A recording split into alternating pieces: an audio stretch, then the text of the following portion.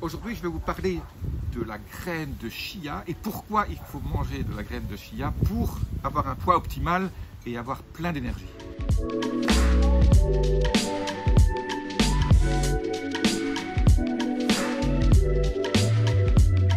Je suis Jean-Marie Buterlin, expert en rajeunissement longévité et j'aide ma communauté à ajouter de la vie à leurs années et des années à leur vie. Et pour cela, je mange des graines de chia. Alors comment je les mange et pourquoi je les mange? Comment je les mange d'abord? Moi je les mets dans la salade, au-dessus avec des graines de courge, etc. Il y a plein de choses qu'on peut faire, avec une bonne vinaigrette. Voilà.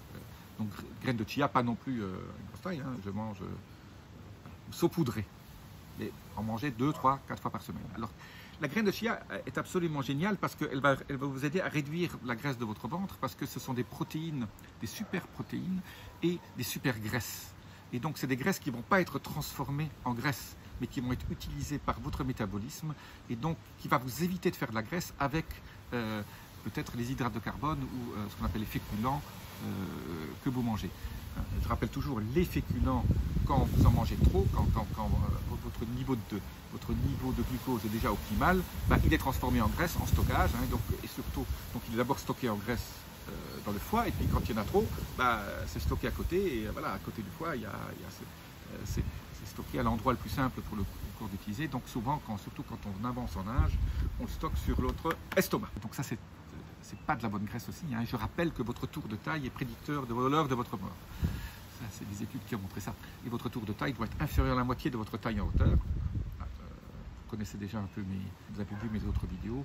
Pourquoi votre tour de taille est si important. Et pour ne pas mettre trop de graisse autour de la taille, la graine de chia est dans deux cuillerées à soupe, tout ce qui est nécessaire. Vous avez 5 grammes par exemple d'oméga 3. Vous avez du calcium, magnésium, manganèse, phosphore, zinc, vous avez de la B1, B2, B3. 2 cuillères à soupe, ça fait à peu près 28 grammes. Bon, donc nous, on en prend un tout petit peu moins.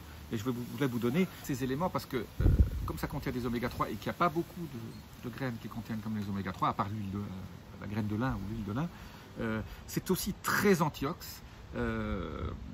Il y a quand même 11 grammes de fibres, 11 grammes sur 28, c'est quand même beaucoup de fibres. Et donc tout ça, les fibres sont aussi très bonnes pour votre taux d'insuline, pour maintenir votre taux d'insuline. Et je vous explique après comment monitorer votre taux de glucose. Je parlerai de ça. Regardez ma petite vidéo qui s'appelle « Comment contrôler son glucose tout au long de la journée ». Et c'est en testant ce genre de choses que vous arriverez à optimiser votre niveau d'insuline qui est lié exactement à votre tour de taille. Si vous arrivez à optimiser votre niveau d'insuline, éviter les pics, ça c'est absolument génial. Mais aujourd'hui, la graine de chia, absolument génial. Je rappelle, la graine de chia est utilisée par les Incas, par les postiers Incas qui couraient sur les crêtes pour acheminer le courrier. La seule chose qu'ils avaient dans une petite bourse des graines de chia qu'ils mangeaient. On appelle ça l'or jaune des Incas, ce qui n'était pas l'or tout court, cette nourriture. Je vous dis à très bientôt. Laissez-moi vos commentaires. Pensez chia, la salade. Namasté.